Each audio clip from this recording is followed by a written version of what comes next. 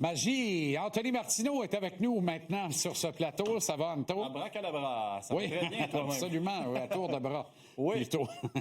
OK, on commence avec Alexandre Texier, qui a rencontré la jungle médiatique montréalaise. Qu'est-ce qu'il y avait de bon à raconter aujourd'hui?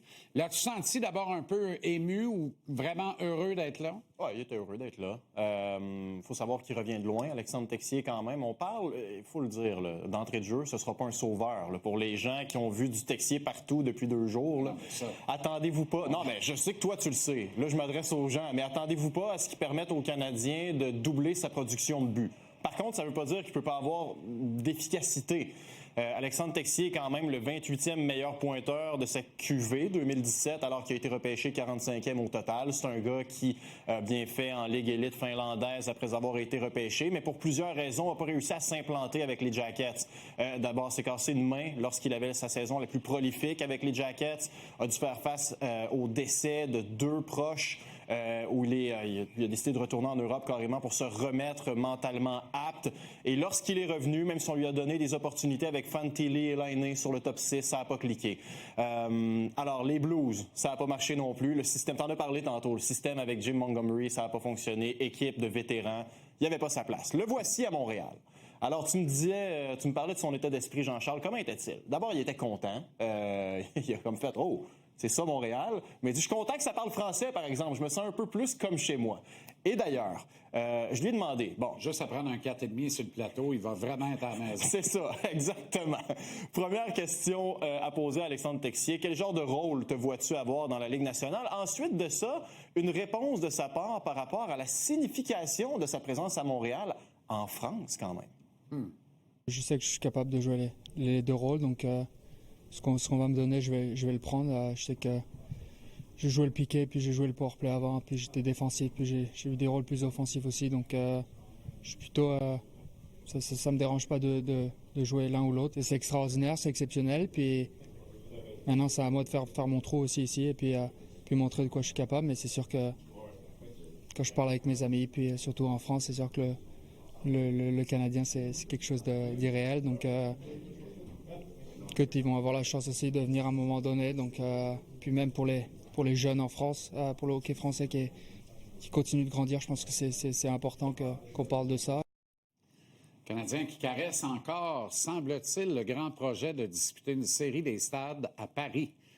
Est-ce que Texier sera là au moment? Rien n'est moins sûr, mais... Non, mais ça serait une belle histoire. Écoute, j'ai envie de dire, pourquoi pas une motivation supplémentaire pour lui parler de la signification chez les jeunes hockeyeurs français, ses amis qui lui parlent du Canadien, s'il y avait besoin d'une motivation supplémentaire. Antoine Roussel, qui n'a pas dormi depuis cette annonce. Voilà. C'est la totale. Il va être avec nous tantôt, Antoine, d'ailleurs. Cerné jusqu'aux genoux. Là où il n'y a pas de mythe, c'est sur l'effet Florian Jacquet. Ça a été... instantané, et encore là, me permet un petit commentaire éditorial, mais quand on analyse le travail d'un joueur dans le feu de l'action, on veut voir son intelligence au jeu et on la mesure souvent dans sa capacité à prendre une première lecture, prise d'information versus prise de décision. Il faut faire ça avec la direction. Et si on le fait, je pense qu'on a tardé dans le cas de Jacquet parce que sa place était dans l'alignement jeudi soir contre les Caps de Washington. Bien, s'il joue comme il a joué samedi, il va être en uniforme pour le prochain match contre les Caps. C'est ce que j'ai envie de te répondre parce que tu as raison. Ultimement, Jacquet a pris l'information quand même contre les Leafs, lui. Première présence, mise en échec percutante. Et après ça, ça a été contagieux. Après 24 minutes de jeu, Jean-Charles, le Canadien avait autant de mises en échec qu'en 60 contre les Capitals. Tout le monde a eu envie de suivre la parade. Florian s'est battu. Florian a récolté une passe. Il a distribué des mises en échec. Et il a marqué quand même ses coéquipiers de par sa façon de jouer. Alors, je t'invite à entendre, premièrement, Zach Bolduc sur l'aspect contagieux de Florian Jacquet, mais également Martin Saint-Louis sur est-ce que c'est possible pour son équipe de jouer 82 matchs comme ça? Parce que ça a l'air d'être une recette qui fonctionne. Quand tu as des coéquipiers qui sont impliqués physiquement puis qu'ils apportent de l'énergie dans la façon qu'ils jouent, ça apporte de l'énergie à tout le groupe, à tout le banc. La saison est longue, on apprend. C'est encore une jeune équipe, mais on n'est plus dans on veut vieillir, on veut apprendre. Je pense qu'on est plus dans le présent puis qu'on veut performer puis on sait où on est rendu en tant que groupe. Il faut se trouver des manières de gagner des matchs. Des fois, tu gagnes avec ton énergie, ta rapidité. Des fois, il faut que tu gagnes avec ton intelligence et le calculer. Il y a bien des différentes manières, mais quand tu as tes jambes, l'énergie, cette attitude-là, puis tu amènes l'exécution en arrière de ça, puis l'intelligence, mais là, t'es très dur à affronter. Puis comme entraîneur, mais j'aimerais ça avoir ça à tous les matchs, c'est sûr. Et que dire de nous?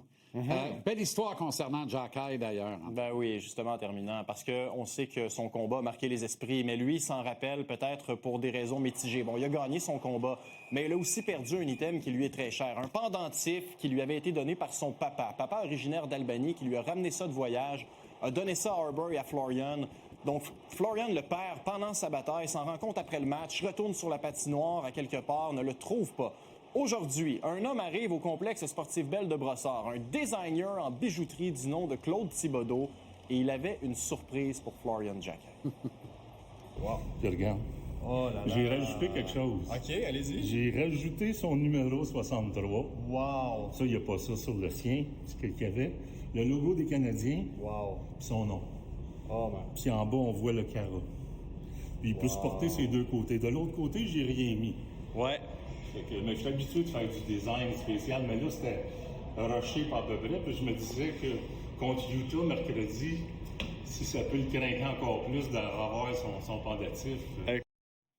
Il y a des bonnes personnes Très, sur la très planète. beau geste. Très beau geste. Mais moi, il faudrait qu'on m'explique où ce qui est le pendentif, là, par exemple. Je veux dire, Ça, c'est mystérieux, peut toujours bien hein? pas être parti dans Zamboni, là. Ben, écoute, ça fait partie, Quelqu'un qui a malheureusement, ramassé ça, il l'avait dans le cou au moment de disputer le combat. Il est tombé. Est-ce que le match s'est poursuivi avec le pendentif sur la glace sans que personne ne s'en rende compte? Tu sais, lui, s'est-tu rendu compte de ça, rendu sur le banc des pénalités, a voulu retourner voir, ça avait été pelleté? On le sait pas. Par contre, ce qu'on sait, c'est qu'il va en avoir un de rechange, puis que c'est une belle attention.